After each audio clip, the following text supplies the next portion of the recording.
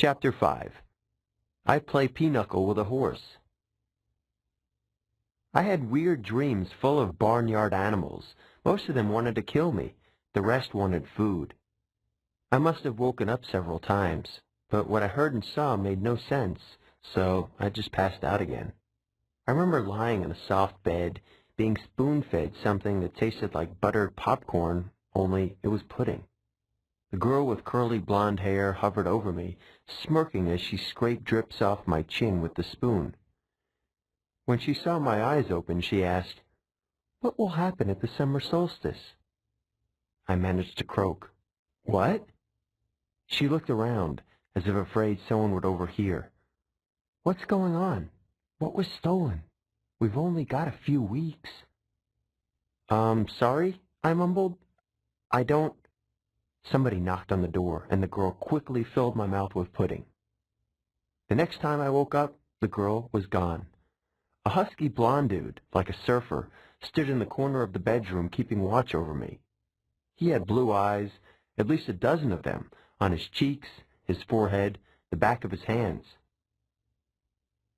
When I finally came around for good, there was nothing weird about my surroundings, except that they were nicer than I was used to. I was sitting in a deck chair on a huge porch, gazing across a meadow with green hills in the distance. The breeze smelled like strawberries. There was a blanket over my legs, a pillow behind my neck. All that was great, but my mouth felt like a scorpion had been using it for a nest. My tongue was dry and nasty, and every one of my teeth hurt. On a table next to me was a tall drink. It looked like iced apple juice, with a green straw and a paper parasol stuck through a maraschino cherry. My hand was so weak I almost dropped the glass once I got my fingers around it. "Careful," a familiar voice said. Grover was leaning against the porch railing, looking like he hadn't slept in a week. Under one arm, he cradled a shoebox. He was wearing blue jeans, Converse high tops, and a bright orange T-shirt that said Camp Half-Blood.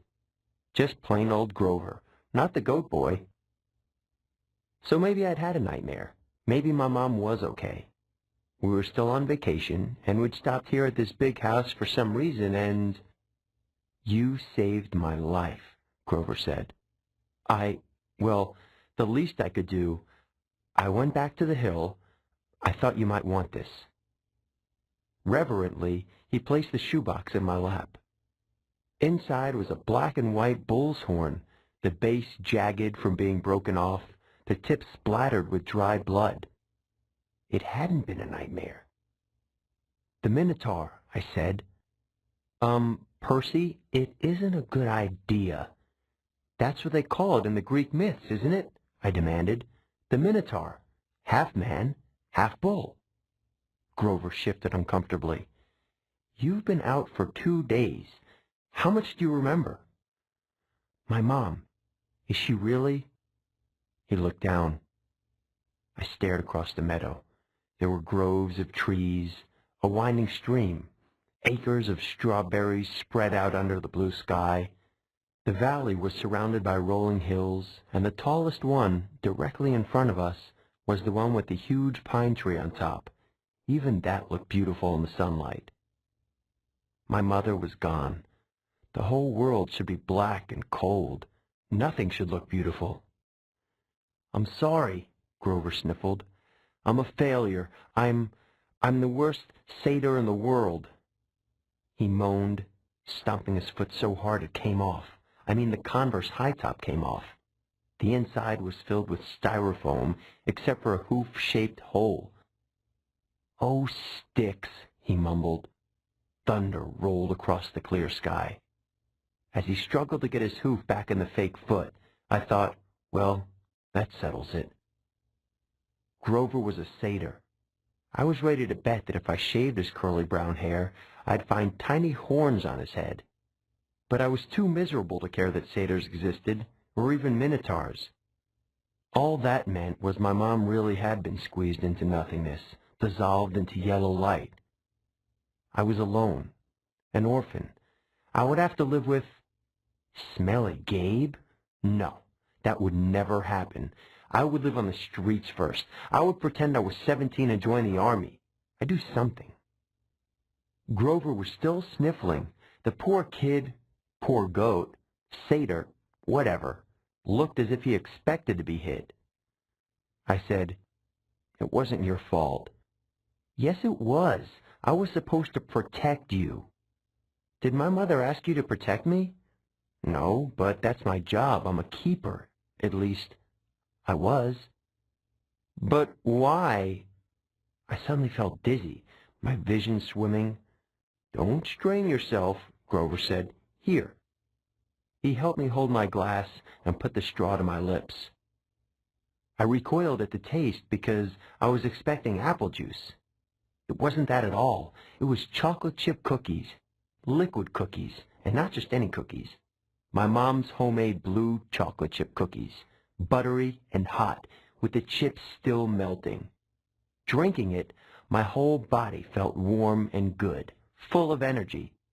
My grief didn't go away, but I felt as if my mom had just brushed her hand against my cheek, given me a cookie the way she used to when I was small, and told me everything was going to be okay. Before I knew it, I drained the glass. I stared into it. Sure, I just had a warm drink, but the ice cubes hadn't even melted. "Was it good?" Grover asked. I nodded. "What did it taste like?" He sounded so wistful, I felt guilty. "Sorry," I said. "I should have let you taste." His eyes got wide. "No, that's not what I meant. I just wondered."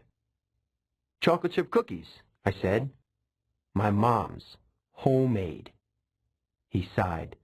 "And how do you feel?" "Like I could throw Nancy Bobbitt 100 yards. "That's good," he said. "That's good. I don't think you could risk drinking any more of that stuff." "What do you mean?" He took the empty glass from me gingerly, as if it were dynamite, and set it back on the table. "Come on. Chiron and Mr. D are waiting." The porch wrapped all the way around the farmhouse. My legs felt wobbly trying to walk that far. Grover offered to carry the Minotaur horn, but I held on to it. I'd paid for that souvenir the hard way. I wasn't going to let it go. As we came around the opposite end of the house, I caught my breath. We must have been on the north shore of Long Island because on this side of the house, the valley marched all the way up to the ocean, which glittered about a mile in the distance. Between here and there, I simply couldn't process everything I was seeing. The landscape was dotted with buildings that looked like ancient Greek architecture, an open-air pavilion, an amphitheater, a circular arena, except that they all looked brand new, their white marble columns sparkling in the sun. In a nearby sandpit, a dozen high school-age kids and satyrs played volleyball. Canoes glided across a small lake. Kids in bright orange T-shirts like Grover's were chasing each other around a cluster of cabins nestled in the woods. Some shot targets at an archery range. Others rode horses down a wooded trail, and, unless I was hallucinating, some of their horses had wings. Down at the end of the porch, two men sat across from each other at a card table. The blonde-haired girl who'd spoon-fed me popcorn-flavored pudding was leaning on a porch rail next to them. The man facing me was small, but porky. He had a red nose, big watery eyes, and curly hair so black it was almost purple. He looked like those paintings of baby angels. What do you call them? Hubbubs? No, cherubs. That's it. He looked like a cherub who turned middle-aged in a trailer park. He wore a tiger-pattern Hawaiian shirt, and he would have fit right in at one of Dave's poker parties, except I got the feeling this guy could have outgambled even my stepfather. "That's Mr. D," Grover murmured to me. "He's the camp director. Be polite." "The girl? That's Annabeth Chase. She's just a camper, but she's been here longer than just about anybody. And you already know Chiron." He pointed at the guy whose back was to me. First, I realized he was sitting in the wheelchair. Then I recognized the tweed jacket, the thinning brown hair, the scraggly beard. "Mr. Brunner!" I cried. The Latin teacher turned and smiled at me. His eyes had that mischievous glint they sometimes got in class when he pulled a pop quiz and made all the multiple-choice answers B. "Ah, good.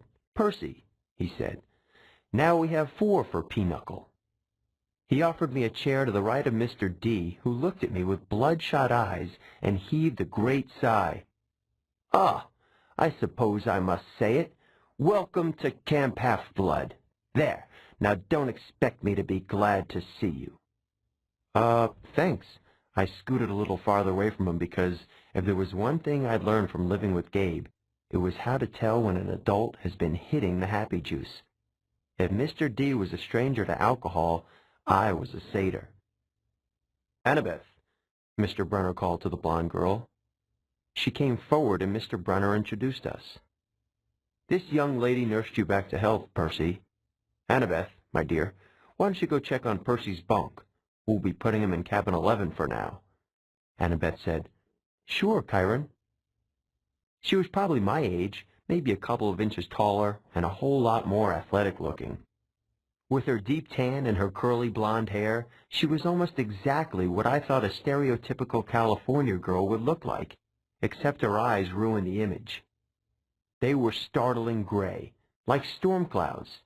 Pretty, but intimidating too, as if she were analyzing the best way to take me down in a fight. She glanced at the minotaur horn in my hands, then back at me. I imagined she was going to say, "You killed a minotaur?" or "Wow, you're so awesome," or something like that. Instead, she said, "You drool when you sleep." Then she sprinted off down the lawn, her blonde hair flying behind her. "So," I said, anxious to change the subject, "you, work here, Mr. Brunner?" "Not Mr. Brunner," the ex-Mr. Brunner said. "I'm afraid that was a pseudonym. You may call me Chiron." Okay, totally confused, I looked at the director. "And Mr. D, does that stand for something?" Mr. D stopped shuffling the cards. He looked at me like I'd just belched loudly. "Young man, names are powerful things. You don't just go around using them for no reason." "Oh, right. Sorry." "I must say, Percy," Chiron Brunner broke in, "I'm glad to see you alive. It's been a long time since I've made a house call to a potential camper. I'd hate to think I've wasted my time." "House call?" "My year at Yancey Academy to instruct you. We have satyrs at most schools, of course, keeping a lookout. But Grover alerted me as soon as he met you. He sensed you were something special. So I decided to come upstate. I convinced the other Latin teacher to, take a leave of absence." I tried to remember the beginning of the school year. It seemed like so long ago, but I did have a fuzzy memory of there being another Latin teacher my first week at Yancey. Then, with that explanation, he had disappeared, and Mr. Brunner had taken the class. "You came to Yancey just to teach me?" I asked. Chiron nodded. "Honestly, I wasn't sure about you at first. We contacted your mother, let her know we were keeping an eye on you in case you were ready for Camp Half-Blood, but you still had so much to learn. Nevertheless, you made it here alive, and that's always the first test." "Grover," Mr. D said impatiently, "are you playing or not?" "Yes, sir." Grover trembled as he took the 4th chair, though I didn't know why he should be so afraid of a pudgy little man in a tiger print Hawaiian shirt. "You do know how to play pinochle." Mr. D eyed me suspiciously. "I'm afraid not," I said. "I'm afraid not, sir," he said. "Sir," I repeated. I was liking the camp director less and less. "Well," he told me, "it is, along with gladiator fighting and Pac-Man, one of the greatest games ever invented by humans. I would expect all civilized young men to know the rules." "I'm sure the boy can learn," Chiron said. "Please," I said, "what is this place? What am I doing here? Mr. Chiron, why would you go to Yancey Academy just to teach me?" Mr. D snorted. "I asked the same question." The camp director dealt the cards. Grover flinched every time one landed in his pile. Chiron smiled at me sympathetically, the way he used to in Latin class, as if to let me know that no matter what my average was, I was his star student. He expected me to have the right answer. "Percy," he said, "did your mother tell you nothing?" "She said—" I remembered her sad eyes, looking out over the sea. "She told me she was afraid to send me here, even though my father had wanted her to. She said that once I was here, I probably couldn't leave. She wanted to keep me close to her." "Typical," Mr. D said. "That's how they usually get killed. Young man, are you bidding or not?" "What?" I asked. He explained impatiently how you bid in pinochle, and so I did. "I'm afraid there's too much to tell," Chiron said. "I'm afraid our usual orientation film won't be sufficient." "Orientation film?" I asked. "No," Chiron decided. "Well, Percy, you know your friend Grover is a satyr. You know," he pointed to the horn in the shoebox, "that you have killed a minotaur. No small feat either, lad. What you may not know is that great powers are at work in your life. Gods, the forces you call the Greek gods, are very much alive." I stared at the others around the table. I waited for somebody to yell, "Not!" But all I got was Mr. D yelling, "Oh, a royal marriage! Trick, trick!" He cackled as he tallied up his points. "Mr. D," Grover asked timidly, "if you're not going to eat it, could I have your Diet Coke can?" "Eh? Oh, all right." Grover bit a huge shard out of the empty aluminum can and chewed it mournfully. "Wait," I told Chiron, "you're telling me there's such a thing as God?" "Well now," Chiron said, "God, capital G, God. That's a different matter altogether. We shan't deal with the metaphysical." "Metaphysical? But you were just talking about—" "Ah, gods, plural, as in great beings that control the forces of nature and human endeavors. The immortal gods of Olympus. That's a smaller matter." "Smaller?" "Yes, quite. The gods we discussed in Latin class." "Zeus," I said. "Hera, Apollo. You mean them?" And there it was again, distinct thunder on a cloudless day.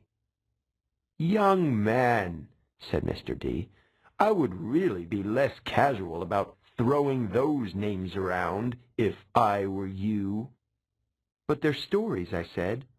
"They're myths to explain lightning and the seasons and stuff. They're what people believed before there was science." "Science," Mr. D scoffed. "And tell me, Perseus Jackson." I flinched when he said my real name, which I never told anybody.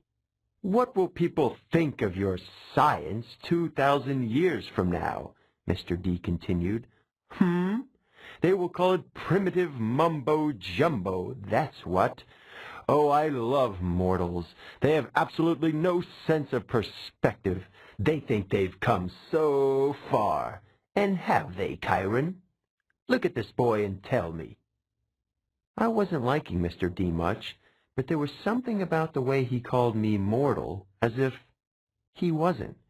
It was enough to put a lump in my throat, to suggest why Grover was dutifully minding his cards, chewing his soda can, and keeping his mouth shut. "Percy," Chiron said, "you may choose to believe or not, but the fact is that immortal means immortal. Can you imagine that for a moment? Never dying, never fading, existing just as you are for all time?" I was about to answer off the top of my head that it sounded like a pretty good deal, but the tone of Chiron's voice made me hesitate. "You mean whether people believed in you or not?" I said. "Exactly," Chiron agreed. "If you were a god, how would you like being called a myth, an old story to explain lightning? What if I told you, Perseus Jackson, that someday people would call you a myth, just created to explain how little boys can get over losing their mothers. My heart pounded. He was trying to make me angry for some reason, but I wasn't going to let him. I said, I wouldn't like it, but I don't believe in gods. Oh, you better, Mr. D murmured, before one of them incinerates you.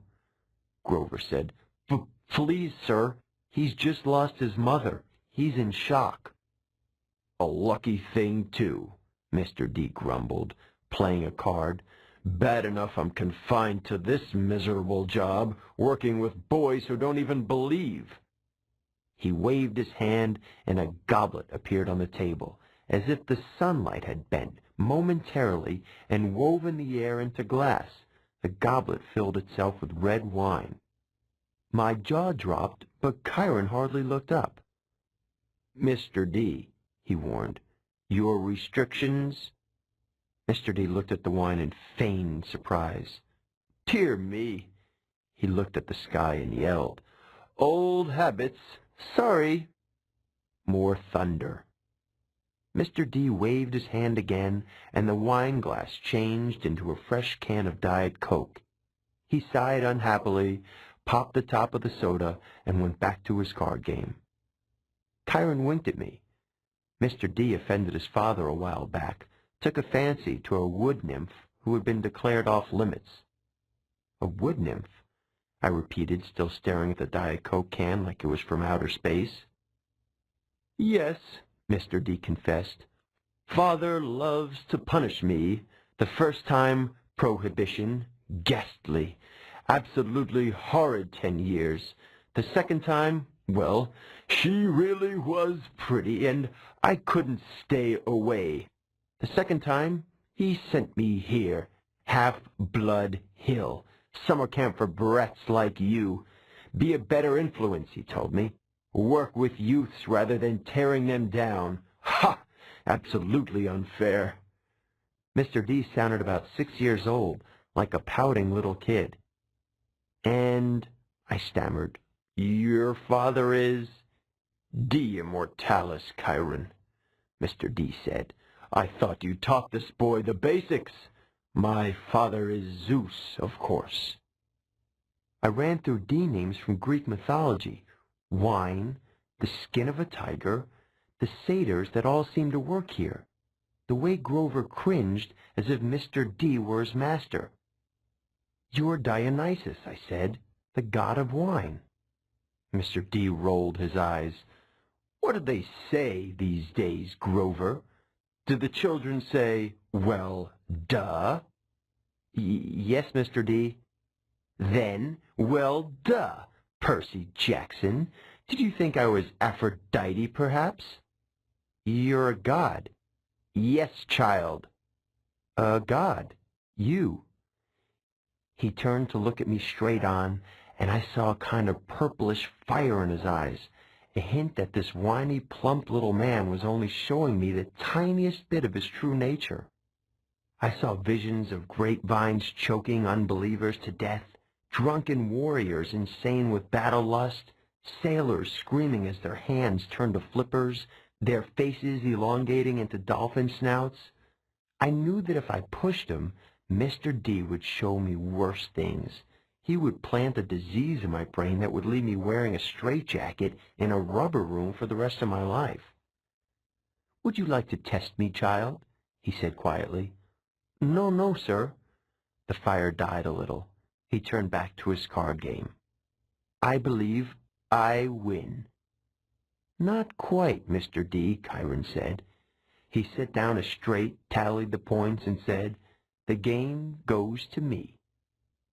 I thought Mr. D was going to vaporize Chiron right out of his wheelchair, but he just sighed through his nose as if he were used to being beaten by the Latin teacher.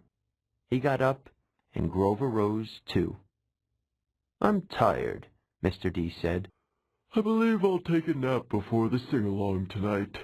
But first, Grover, we need to talk again about your less-than-perfect performance on this assignment. Grover's face beaded with sweat. Yes, sir. Mr. D turned to me. Cabin 11, Percy Jackson. And mind your manners." He swept into the farmhouse, Grover following miserably. "Will Grover be okay?" I asked Chiron. Chiron nodded, though he looked a bit troubled. "Old Dionysus isn't really mad. He just hates his job. He's been, grounded, I guess you would say, and he can't stand waiting another century before he's allowed to go back to Olympus." "Mount Olympus?" I said. "You're telling me there really is a palace there?" "Well, now, there's Mount Olympus in Greece, and then there's the home of the gods, the convergence point of their powers, which did indeed used to be on Mount Olympus. It's still called Mount Olympus out of respect to the old ways, but the palace moves, Percy, just as the gods do." "You mean the Greek gods are here, like in America?" "Well, certainly. The gods move with the heart of the West." "The what?" "Come now, Percy. What you call Western civilization, do you think it's just an abstract concept? No, it's a living force, a collective consciousness that has burned bright for thousands of years. The gods are part of it. You might even say they are the source of it, or at least they are tied so tightly to it that they couldn't possibly fade. Not unless all of Western civilization was obliterated. The fire started in Greece. Then, as you well know, or as I hope you know, since you passed my course, the heart of the fire moved to Rome, and so did the gods. Oh, different names, perhaps. Jupiter for Zeus, Venus for Aphrodite, and so on. But the same forces, the same gods." "And then they died?" "Died? No. Did the West die? The gods simply moved. To Germany, to France, to Spain, for a while. Wherever the flame was brightest, the gods were there. They spent several centuries in England. All you need to do is look at the architecture. People do not forget the gods. Every place they've ruled for the last 3,000 years, you can see them in paintings and statues on the most important buildings. And yes, Percy, of course they are now in your United States. Look at your symbol, the eagle of Zeus. Look at the statue of Prometheus in Rockefeller Center. The Greek facades of your government buildings in Washington. I defy you to find any American city where the Olympians are not prominently displayed in multiple places. Like it or not, and believe me, plenty of people weren't very fond of Rome either, America is now the heart of the flame. It is the great power of the West, and so Olympus is here, and we are here. It was all too much, especially the fact that I seemed to be included in Chiron's "we" as if I were part of some club. "Who are you, Chiron? Who am I?" Chiron smiled. He shifted his weight as if he were going to get up out of his wheelchair, but I knew that was impossible. He was paralyzed from the waist down. "Who are you?" he mused. "Well, that's the question we all want answered, isn't it? But for now, we should get you a bunk in cabin 11. There will be new friends to meet, and plenty of time for lessons tomorrow. Besides, there will be s'mores at the campfire tonight, and I simply adore chocolate." And then he did rise from his wheelchair, but there was something odd about the way he did it. His blanket fell away from his legs, but the legs didn't move. His waist kept getting longer, rising above his belt. At first, I thought he was wearing very long, white velvet underwear, but as he kept rising out of the chair, taller than any man, I realized that the velvet underwear wasn't underwear. It was the front of an animal, muscle and sinew under coarse white fur. And the wheelchair wasn't a chair. It was some kind of container, an enormous box on wheels, and it must have been magic because there's no way it could have held all of them. A leg came out, long and knobby-kneed, with a huge polished hoof. Then another front leg, then hindquarters, and then the box was empty. Nothing but a metal shell with a couple of fake human legs attached. I stared at the horse who had just sprung from the wheelchair, a huge white stallion, but where its neck should be was the upper body of my Latin teacher, smoothly grafted to the horse's trunk. What a relief, the centaur said. I've been cooped up in there so long, my fetlocks had fallen asleep. Now come, Percy Jackson, let's meet the other campers.